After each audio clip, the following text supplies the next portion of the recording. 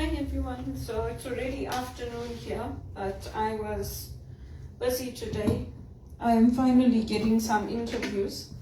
So they are for executive assistant roles, but since TD put a non-compete agreement on me for 10 years, if I do get into that kind of role, it's going to be taking some adjustment for me.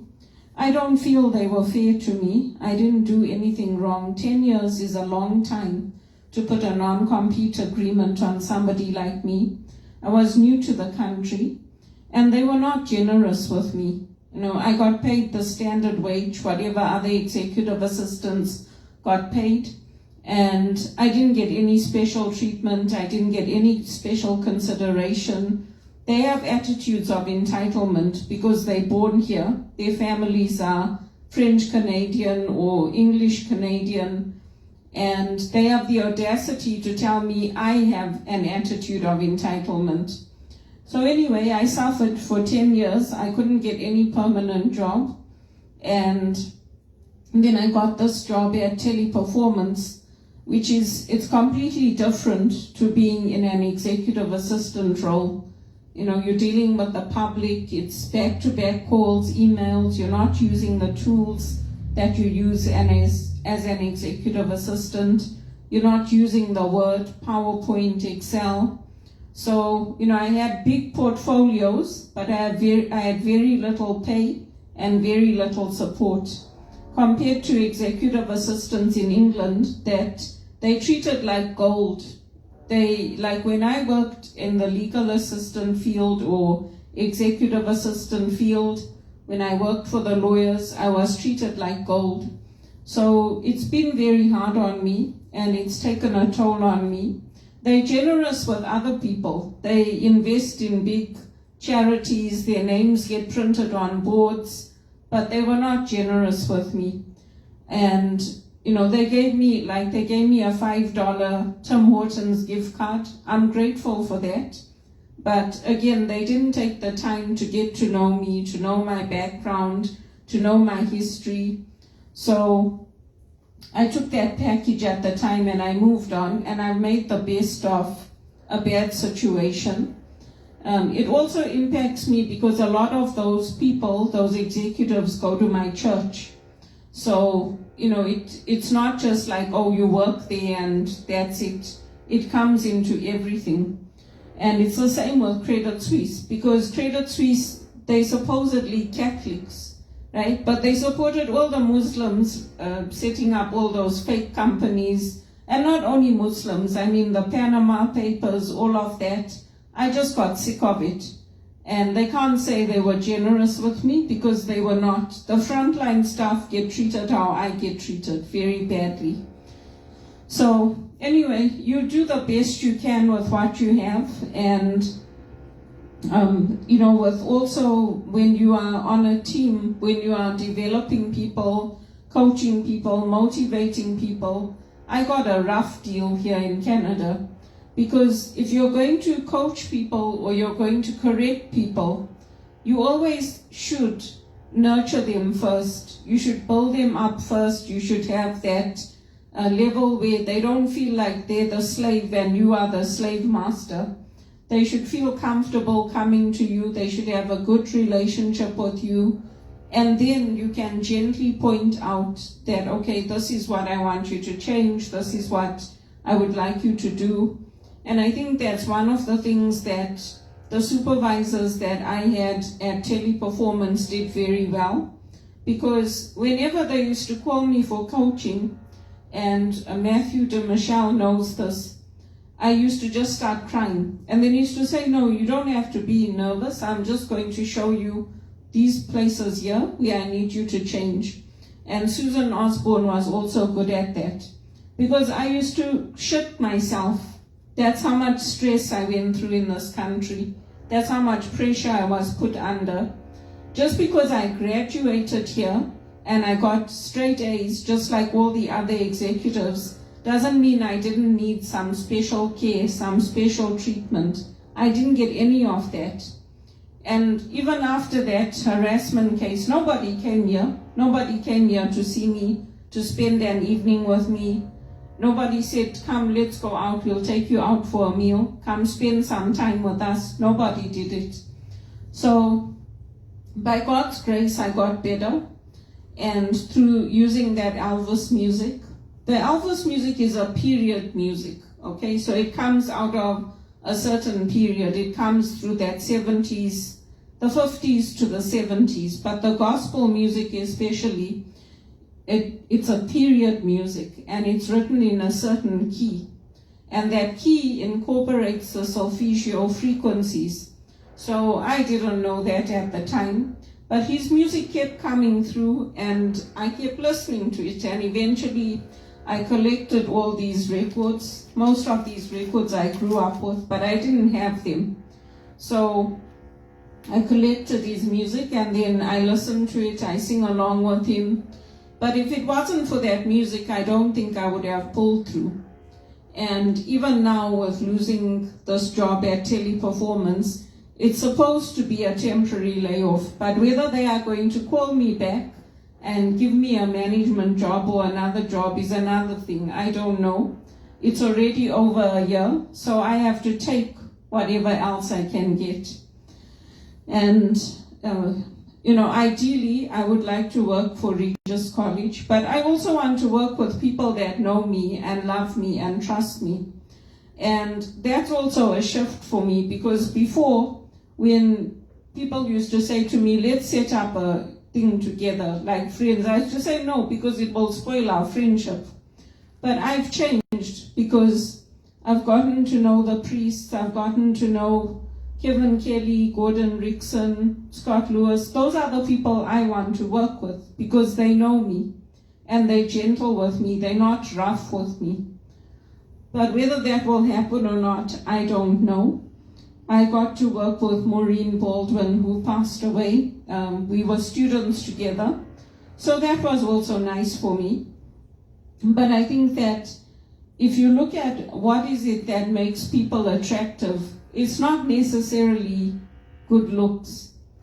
It's the disposition and it's their heart that makes people attractive. That's what made Elvis Presley attractive. I mean, at the end of his life, that's when I listened to his music, at the end of his life. I wasn't even born when he started singing, and everybody was screaming over him and whatever else they were doing. But for me, it was his voice. It's the fact that he was always well dressed. He presented himself well, and he didn't go naked on the stage. He didn't do what the artists do now. So there's a lot of different things to consider when you're coming to a country.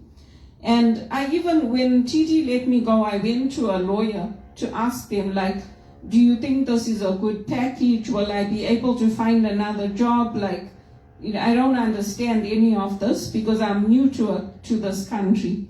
And they said, no, it will be fine. You can work. It should be okay. I didn't get anything. So if that's where God wants me to be, I'm applying for anything and everything that I can. But it won't be easy for me. Whatever job I get, it will be another adjustment that I have to make.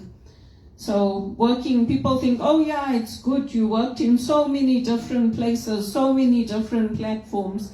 But it wasn't easy for me. It wasn't what I wanted for my life. I wanted stability. I wanted my own family. I wanted to travel. I wanted to do a lot of things that I never got to do. And the financial piece is a big reason why. Because even my music, I can't take extra music lessons. So I go on YouTube, I write down the notes, what the notes were, because I don't remember them. Then I go to my piano, then I play those notes, and I listen to the music, how they sing it, then I go and I play my music. Because I can't afford anything. They want to pay me peanuts, and they want me to handle multi-million-dollar projects. And it doesn't matter if my mother has cancer and my mother has an eye operation, they'll keep Yannick at CIBC and they'll let me go because I'm the temporary worker, so it's easier to just fire me And who gives a damn what happens to me and my mother? Because he's been there for 4 years and he's an employee and they know him. So that's how Canada is. That's how they run it. And that's the attitudes are very bad. Because they'll say, I just need somebody to come in for 6 months and after that I'm letting them go. So then for a year, another year, we sitting at home, we can't get jobs. And they're like, oh no, you did a good job, you're very professional. So why didn't you call me back into that company? If I was very good and very professional, why did you leave me from 2007 to now to just be on the street, walking the streets, looking for work, applying for thousands of jobs? Why did you do that to me?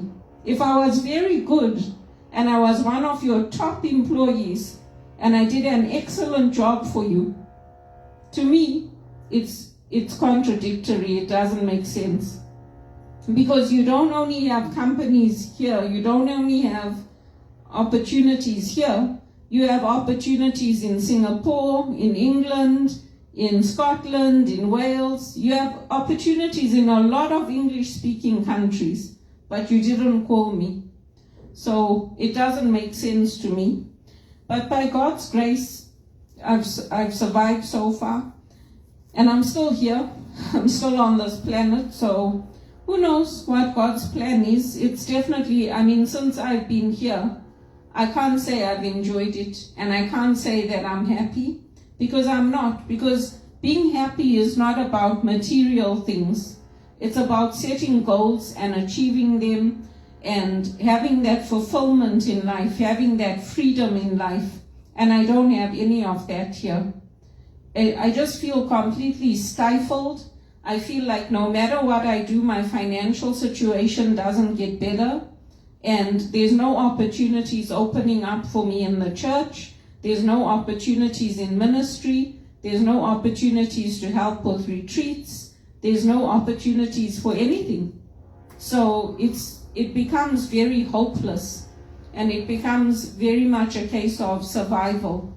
And as the years go by, instead of things getting better, especially for Christians who make life better, who make things better in society, things are getting worse.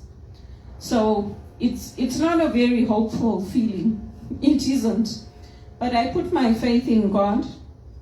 And I put my trust in God, and I listen to my music, I play my music, I do things that help me every day to keep positive, and I do take whatever work is available. But again, all these big shots that I worked with, if I was that good, and if I was that professional, and if I was that much of a good member on your team, why is it that your own direct reports, the direct reports of Jean de Gagne, the direct reports of Teresa Bowman, the direct reports of the CEO who worked with Ed Clark, they told me, don't stay here.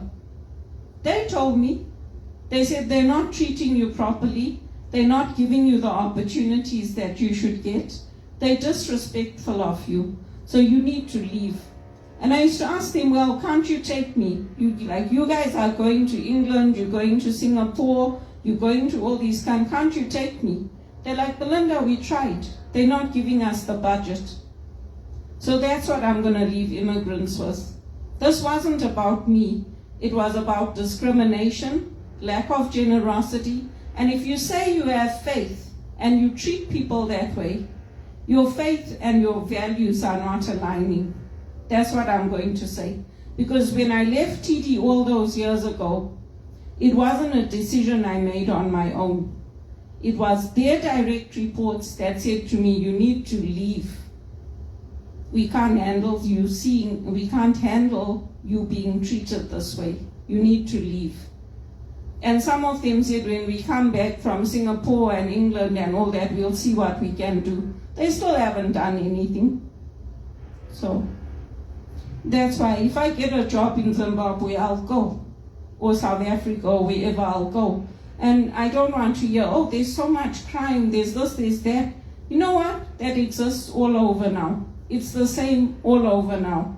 If a over 17-year-old woman can get taken from her car and killed in broad daylight in this country, don't tell me it's not the same all over. It's the same all over. And whatever investment my grandparents made in me, with my music, with my education, I have taken it and I've used it in this country. I have used it. And I'm sharing what I do with others, because the students at Regis are very, very good. They are very, very good, and they will do exactly what I'm doing, and they will fight for this country. But if this country wants to keep perpetuating cycles of poverty, it's up to them. Because people like me don't deserve it. People can't believe I've been in this country for 20 years. They're still asking me, are you a citizen of this country? I said, yes. I've been a citizen for a long, long time.